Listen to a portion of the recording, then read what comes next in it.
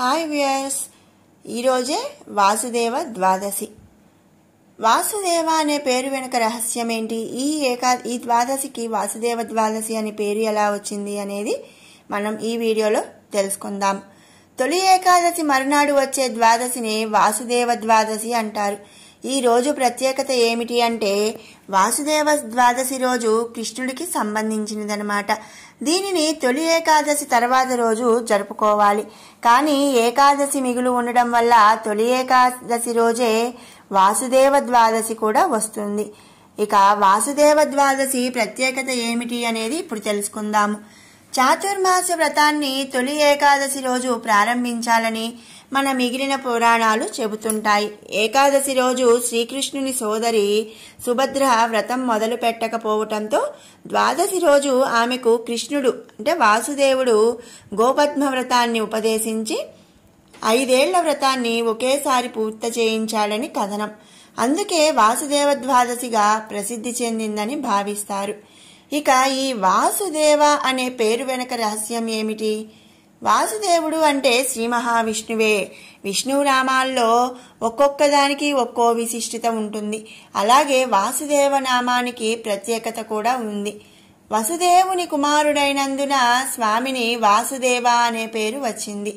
అన్నింటిలో వసించువాడు కనుక వాసుదేవుడు అని అంటారు. ఇలా వాసుదేవాకి 2 రకాల అర్థాలు ఉన్నాయన్నమాట.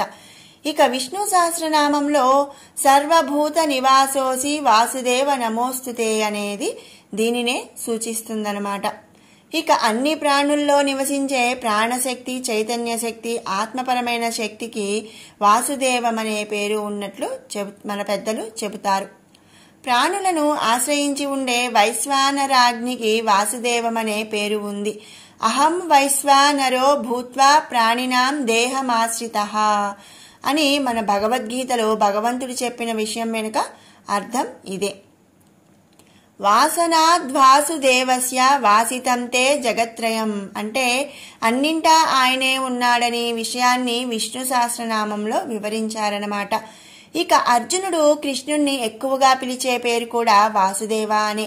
ఇక ఈ రోజు చేసే పూజ విషయానికి వస్తే శయనేకాదశి అంటే తొలి ఏకాదశి రోజు ఉపవాసం ఉన్నవాళ్లు ద్వాదశి రోజున విష్ణు పూజ చేసి భోజనం చేయవచ్చు.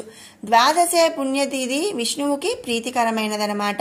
శయన ఏకాదశి తర్వాత వచ్చేది కనుక దీనికి ప్రాముఖ్యం ఎక్కువ. వాసుదేవ ద్వాదశి రోజు మనం ప్రత్యేకంగా ఆచరించవలసిన విధానాల గురించి పురాణాల్లో మరి ప్రత్యేకంగా ఎక్కడా కూడా చెప్పలేదు. ఈరోజు ప్రత్యేకంగా ఉపవాసం చేయవలసిన అవసరం ఏమీ లేదు. ఏకాదశి, గోపద్మ, చాతుర్మాస్య వ్రతాలు చేసేవారు ఆయా వ్రత నియమాల ప్రకారం వాళ్ళు అనుసరించాలి.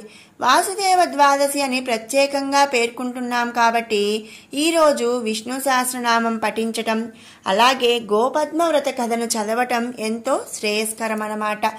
ఇది వాసుదేవ ద్వాదశి అలాగే వాసుదేవ అనే పేరు వెనక ఉన్న రహస్యం.